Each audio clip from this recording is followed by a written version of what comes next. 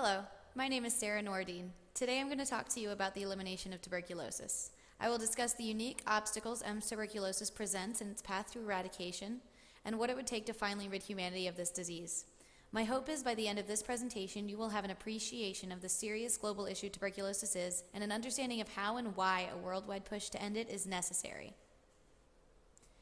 First, we'll need to cover a little background on tuberculosis in order to understand what it is and why it has resisted elimination.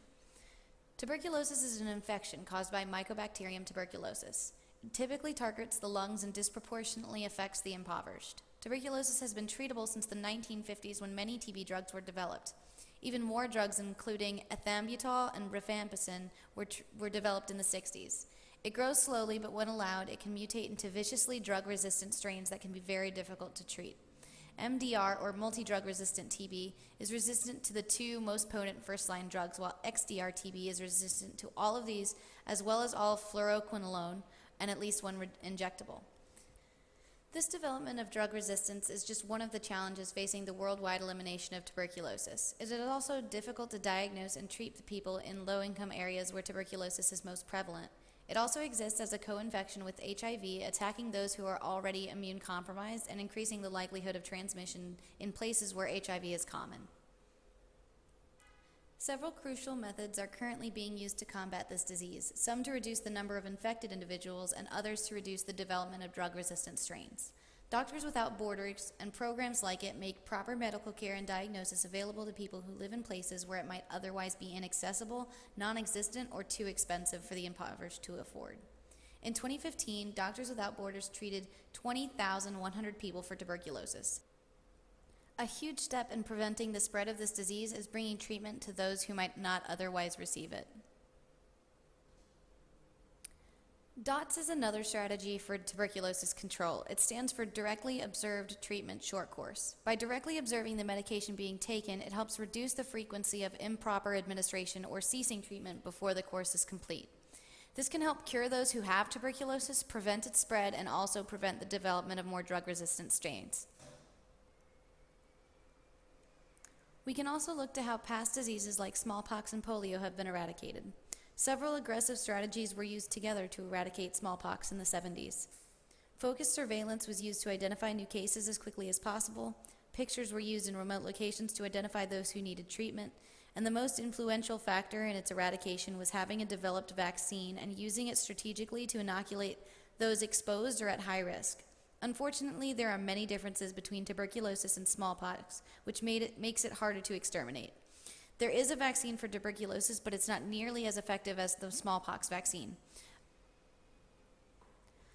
Although Doctors Without Borders claims between 1990 and 2013 the death rate from TB declined by 45%, the number of new cases is only decreasing at a rate of 1.65% annually. This means that while the treatment is making the disease less fatal than it once was, the rate of transmission is not being reduced by much. It is challenging eradicating a disease often spread in very crowded places. The World Health Organization of Southeast Asia region, which includes some of the most heavily burdened countries, reports that a third of TB cases are not diagnosed and treated, and even those that are often diagnosed very late, already having had the chance to infect many people. This indicates a great need for better diagnostic capability. The WHO recommends the implementation of more non-governmental and civil society organizations to better service communities. These would greatly increase our capacity to bring diagnostic and medical treatment to hard-to-reach locations. To eliminate this disease, all people need to be treated, not just those who can afford it. These nonprofits would provide medical care to individuals who otherwise couldn't be treated even if diagnosed. The WHO reports that 85% of previously treated patients that registered with DOTS were successfully treated.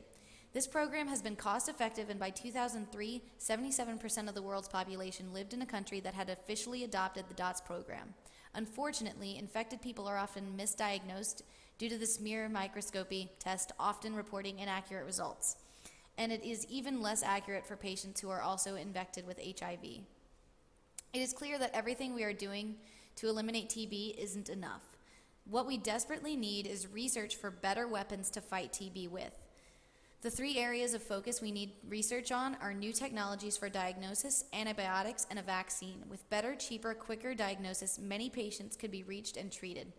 Many of the drugs currently used to treat TB have toxic side effects, and the time it takes to treat an MDR case can be over 2 years. Research is desperately needed to improve and replace outdated methods we currently employ to treat and diagnose TB. Two major challenges face research: funding and policy. Even when a project receives enough funding, it is caught in a 3-phase process that can take many years before it can be used on the public. Policymakers need to pass legislation so that this process can be simplified to be long enough to have it be safe, but short enough to actually reach market. In 2012, bedaquiline became the first new FDA-approved TB drug in 40 years. It was shown to be very effective, with participants in one trial testing negative for sputum tests in an average of 57 days. This was a great step, but only one of many needed. This is just one drug, and it still hasn't been widely used. It is unacceptable that we've brought so much innovation to so many things, and yet we still treat MDR-TB with archaic drugs. As long as those who fund and treat projects to end TB do so from a motivation to make money, tuberculosis will persist. We need worldwide cooperative efforts to fund research and nonprofits to end TB for ethical and logical reasons. If for no other reason, nations should be willing to put forward the money now, because if we allow the number of MDR and XDR cases to continue to rise, eventually they will reach us, and if we don't research new drugs and treatments, we will have no way of fighting it. Stopping TB now may be preventing an uncontrollable epidemic of drug-resistant TB tomorrow. That makes it everyone's problem. I want to thank you so much for joining me today. If you take anything away from this, I hope it's a motivation to join the movement towards a tomorrow with no new TB cases.